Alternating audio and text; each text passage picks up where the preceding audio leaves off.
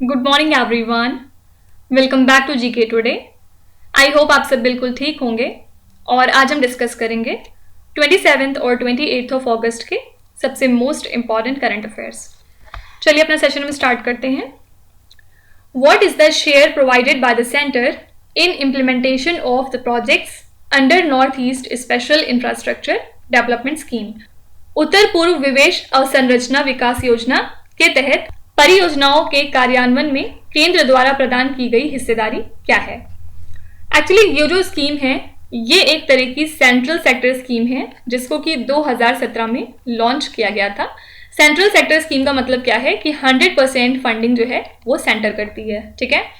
मतलब state governments को 100% funding central government के द्वारा प्रोवाइड की जाती है नॉर्थ ईस्टर्न रीजन के for the projects of physical infrastructure. और हाल ही में कैबिनेट ने ये अप्रूव किया है कि इस स्कीम को फर्दर कंटिन्यू किया जाएगा। कब से कब तक? 2022-23 के पीरियड से लेके 2025-26 तक। और इसके लिए सेंटर ने कितना अमाउंट एलोकेट किया है? 8,139 करोड़ रुपीस। फाइन, तो यहाँ पे करेक्ट आंसर हो जाएगा ऑप्शन नंबर ए। 100% जो फंडिंग है वो सेंट्रल सेक्टर की है। ओके, अब देखिए इसके अलावा दो क्वेश्चंस यहाँ पे डिस्कस करेंगे। सबसे पहले इंडियन कोस्ट गार्ड ने हाल ही में एक मेमोरेंडम ऑफ अंडरस्टैंडिंग साइन किया है किस कंट्री के साथ पहली बार on enhanced maritime cooperation, maritime sector में कॉपरेट करने के लिए। तो पहली बार हमारी इंडियन कोस्ट गार्ड ने ये एमओयू साइन किया है फिलीपींस कंट्री के साथ। और दोनों ही जो कंट्रीज हैं इन्होंने अपनी पहली बायलैटरल मीटिंग कंडक्ट की on a range of maritime issues. इसका काम क्या है? प्रोफेशनल लिंकेज को इनहैंस करना दोनों कंट्रीज के बीच में या दोनों कोस्ट गार्ड्स के बीच में in the domain of maritime law enforcement, maritime search and rescue and maritime pollution response. ठीक है, तो बस याद रखिएगा इंडियन कोस्ट गार्ड ने हाल ही में फिलीपींस कंट्री के साथ पहली बार ये एमओयू साइन किया है मैरीटाइम कॉपरेशन की फील्ड में। फिर कौन सा डिपार्टमेंट है जिसने हाल ही में ऑर्गेनाइज किया Bharat internet Utsav media campaign?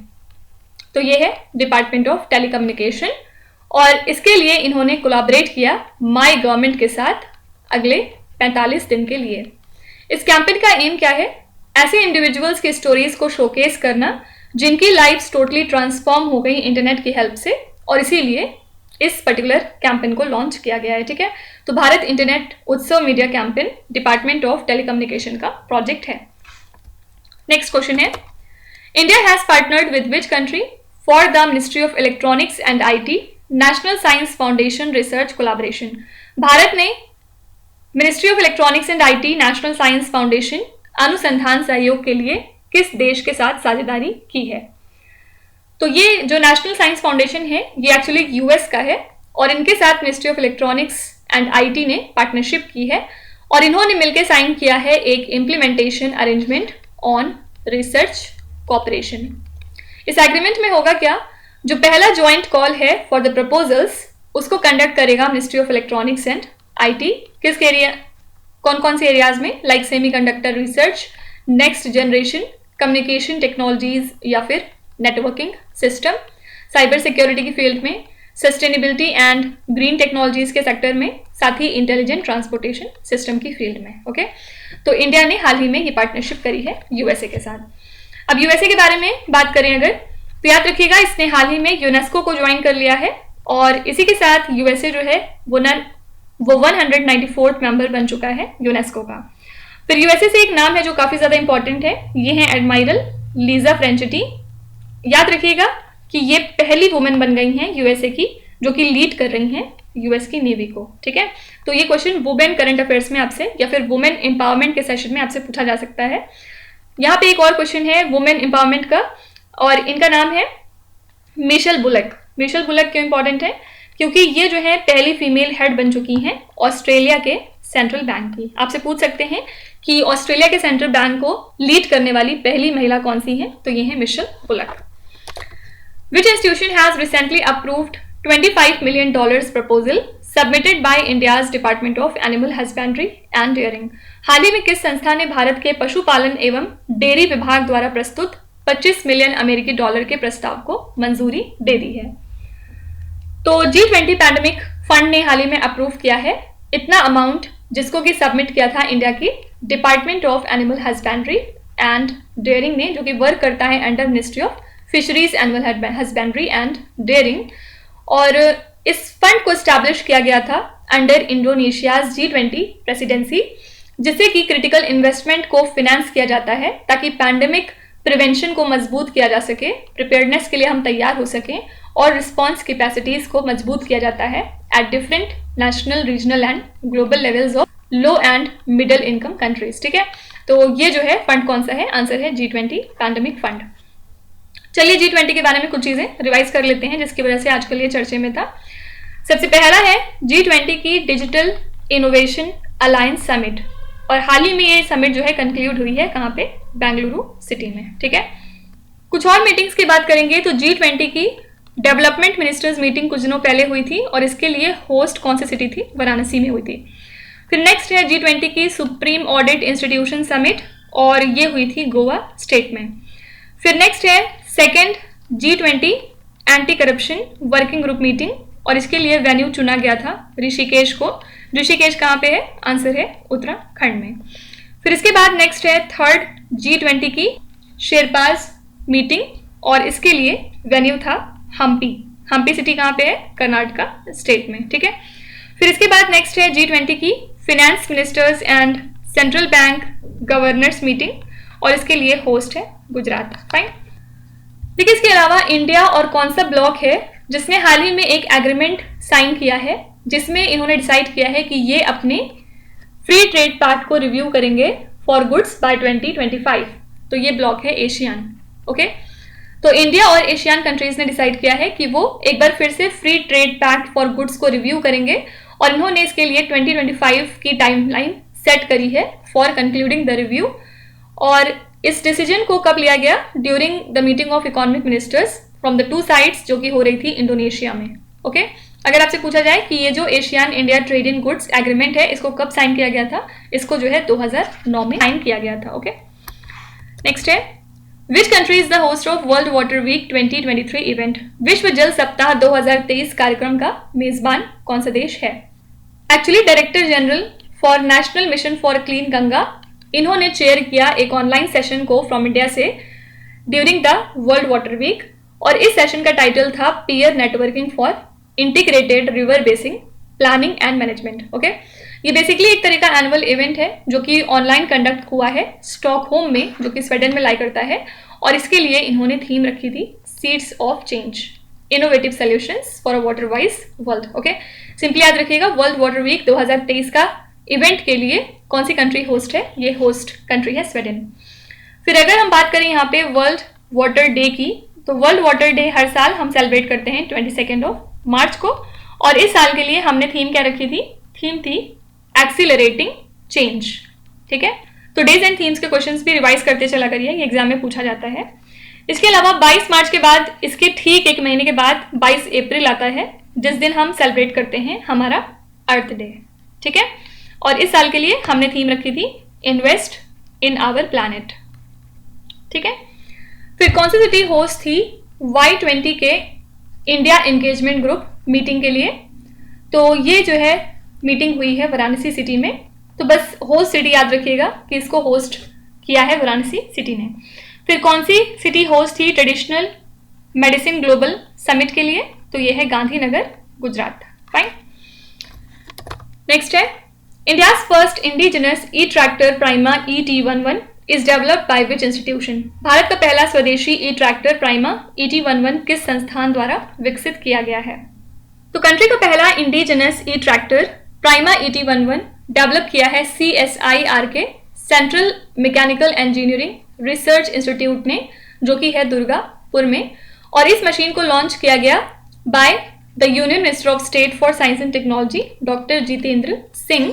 इन्होंने इस दौरान एक बुक भी अनवील करी है, और इस बुक को पब्लिश किया था CSIR central institute of medicinal and aromatic plants, जिसमें इन्होंने शोकेस किए हैं 75 टेक्नोलॉजीज जिसको कि CSIR ने डेवलप किया है। ठीक है, तो इंडिया का पहला इंडिजिनस ई ट्रैक्टर प्राइमा ET11 को डेवलप किया CSIR ने।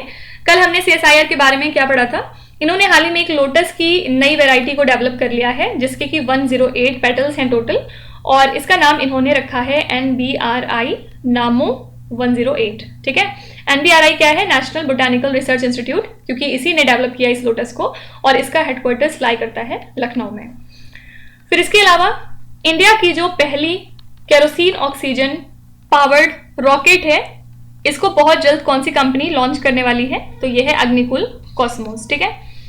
फिर इंडिया का जो पहला 3D प्रिंटेड पोस्ट ऑफिस है, इसको हाल ही में इनॉग्रेट कर दिया गया है बेंगलुरु सिटी में। फाइन। नेक्स्ट क्वेश्चन है, what is the name of the rover which is the part of Chandrayaan 3 mission? उस रोवर का नाम क्या है जो चंद्रयान 3 मिशन का हिस्सा है? तो अभी 1-2 लेक्चर पहले हमने चंद्रयान 3 के बारे में डिटेल में बहुत सारी बातें करी थी, और चंद्रयान 3 मिशन में बेसिकली 2 पार्ट्स हैं, रोवर और लैंडर, ठीक है। रोवर का नाम क्या है? इसका नाम प्रज्ञान है, और जो लैंडर है इसका नाम है विक्रम। ओके, याद रखिएगा इसमें किसी भी तरह का ऑर्बिटर नहीं है, क्योंकि चंद्रयान 2 में जो ऑर्बिटर हमने लॉन्च किया था वो ऑलरेडी अपना काम कर रहा है मून के ऑर्बिट में, तो इस बार हमें किसी भी ऑर्बिटर की जरूरत नहीं पड़ी। तो किस वजह से ये चर्चे में है? क्योंकि विक्रम लैंडर की सॉफ्ट लैंडिंग के बाद जो प्रज्ञान रोवर है वो अपना काम शुरू कर चुका है, और इस मिशन का साइकिल कितने दिन का है? 14 दिनों का, जो कि इक्विवेलेंट है 1 ल्यूनार डे के। और प्रज्ञान जो है काफी सारे एक्सपेरिमेंट्स करेगा यहाँ पे, लाइक मून का जो केमिकल कंपोजिशन है उसको एनालाइज करेगा, साथ ही जो वहाँ की सॉइल और रॉक्स की प्रॉपर्टीज हैं उनको भी डिफाइन करेगा, ठीक है। तो इस रोवर का नाम क्या है? प्रज्ञान। यहाँ पे option number B correct answer है।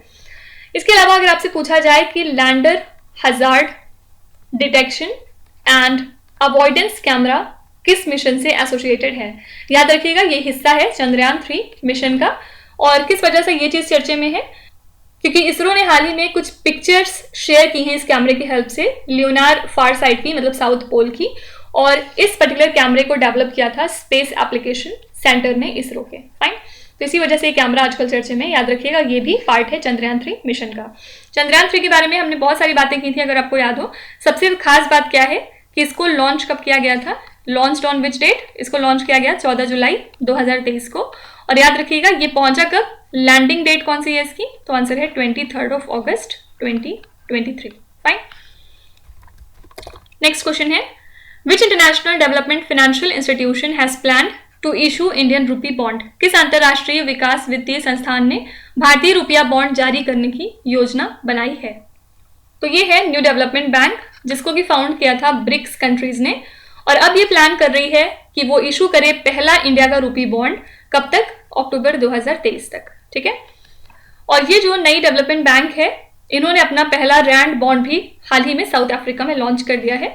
एनडीबी का हेडक्वार्टर्स कहाँ पे है? शंघाई में, चाइना कंट्री के अंदर। ओके, फिर इसके अलावा हमने पढ़ा था कि इंडिया का जो पहला क्रूड ऑयल पेमेंट का सेटलमेंट है वो हाल ही में लोकल करेंसी में कर दिया गया है। कौन सी कंट्री को? यूएई को, ठीक है। तो ये न्यूज भी इंपॉर्टेंट है। इसके अलावा जो हमने पढ़ा था विश्वकर्मा योजना स्कीम के बारे में, आपको बताना है कि इस स्कीम की आउटले कितनी है। तो इसके लिए कितना अमाउंट एलोकेट किया गया? 15,000 करोड़ रुपए। विश्वकर्मा जयंती हम कब ऑब्जर्व करते हैं? 17 सितंबर को, ठीक है। नेक्स्ट है, where is the national workshop on localisation of sustainable development goals in gram panchayat organised? ग्राम पंचायतों में सतत विकास लक्ष्यों के स्थानीयकरण पर राष्ट्रीय कार्यशाला कहां पर आयोजित की गई है? तो हमारी मिनिस्ट्री ऑफ पंचायती राज ने कोलैबोरेट किया जम्मू एंड कश्मीर के panchayati raj and rural development department के साथ, और अब इन्होंने ऑर्गेनाइज किया एक national workshop on localisation of sustainable development goals in gram panchayat. कहाँ पे? जम्मू एंड कश्मीर के श्रीनगर में, ठीक है। तो यहाँ पे आंसर हो जाएगा ऑप्शन नंबर डी। और यहाँ पे इस दौरान एक मेरी पंचायत नाम का मोबाइल एप्लीकेशन भी लॉन्च किया गया। फाइन। जम्मू कश्मीर की यहाँ पे बात करें तो हाल ही में यहाँ पे 2 प्रोडक्ट ऐसे हैं जिनको जीआई टैग दिया गया। इसमें पहला है चिकरी वुड क्राफ्ट, जो कि राजौरी वाली जगह का है, और सेकेंड है यहाँ पे मुश्क बुद्धजी, ये एक राइस की वैरायटी है जो कि अनंतनाग में पाई जाती है, ठीक है। फिर इसके अलावा कौन सी 3 कंट्रीज हैं जिन्होंने हाल ही में एक मेमोरेंडम ऑफ अंडरस्टैंडिंग साइन किया है इंडिया स्टैक को शेयर करने के लिए? तो इंडिया तो इसमें जाहिर सी बात है रहेगी ही। इंडिया ने कौन सी 2 कंट्रीज के साथ की? त्रिनिदाद और टोबैगो, ठीक है। नेक्स्ट है, Akhil Sheoran who was seen in the news recently is associated with which sport? खबरों में नजर आए अखिल शिवरान किस खेल से जुड़े हैं? सबसे पहले बात करेंगे किस वजह से चर्चे में है। हाल ही में इन्होंने ब्रोंज जीत लिया है in the 50 metres rifle event in the world championship जो कि हुई थी बाकू अजरबैजान में। और अखिल शिवरान ने ऐश्वर्य प्रताप सिंह तोमर और नीरज कुमार के साथ मिलकर टीम गोल्ड भी जीता है इस दौरान। और इसी के साथ हम ऑस्ट्रिया से सिर्फ अब 1 पॉइंट पीछे हैं। ठीक है, तो अखिल शिवरान जो है ये शूटिंग से एसोसिएटेड हैं। कुछ स्पोर्ट रिलेटेड करंट अफेयर्स यहाँ पे देखेंगे, जिसमें पहला नाम है अदिति स्वामी का। ये बेसिकली एक फीमेल हैं और फर्स्ट इंडियन हैं जिन्होंने इंडिविजुअल वर्ल्ड टाइटल जीता है वर्ल्ड आर्चरी चैंपियनशिप्स में, और इसके लिए वेन्यू था बर्लिन। ठीक है, फिर सेकंड है यहाँ पे मोहित कुमार और प्रिया। याद रखिएगा ये दोनों लोग जो हैं रेसलर्स हैं। प्रिया ने गोल्ड जीता है कंट्री के लिए इन द वर्ल्ड अंडर 20 चैंपियनशिप और मोहित कुमार ने भी, इसी वजह से चर्चे में थे। ठीक है, फिर अगर हम बात करें फीफा वर्ल्ड कप टाइटल 2023 की, तो इसको जीत लिया है स्पेन ने। किस कंट्री को हरा के? इंग्लैंड को। सबको बताना है कि फीफा वर्ल्ड कप 2023 के लिए होस्ट कंट्री कौन सी थी। नेक्स्ट है which state has decided to set up a committee to formulate education policy for the state in place of national education policy. किस राज्य ने राष्ट्रीय शिक्षा नीति के स्थान पर राज्य के लिए शिक्षा नीति तैयार करने के लिए एक समिति गठित करने का निर्णय लिया है? ये स्टेट है कर्नाटका। कर्नाटका की गवर्नमेंट ने डिसाइड किया है कि वो एक कमिटी फॉर्म करेंगे जो कि अपनी खुद की एजुकेशन पॉलिसी को फॉर्मुलेट करेगी, और इसी के साथ ये नेशनल एजुकेशन पॉलिसी को स्क्रैप कर रहे हैं और पुराने एजुकेशन सिस्टम को फिलहाल कंटिन्यू कर रहे हैं। ठीक है, तो जो कर्नाटका में इसके पहले गवर्नमेंट थी उन्होंने ऑल्दो नई नेशनल एजुकेशन पॉलिसी को इंट्रोड्यूस कर दिया था कर्नाटका स्टेट में, लेकिन अब इन्होंने इस पर्पज के लिए एक डिफरेंट कमिटी को फॉर्म कर लिया है। तो यहाँ पे आंसर है कर्नाटका स्टेट। इसके अलावा याद रखिएगा कि तमिलनाडु के चीफ मिनिस्टर एम.के. स्टालिन ने हाल ही में नींव रख दी है एक नए डिसैलिनेशन प्लांट की। कहाँ पे? पेरूर साइट पे on the east coast road at a cost of 4,276 crore rupees.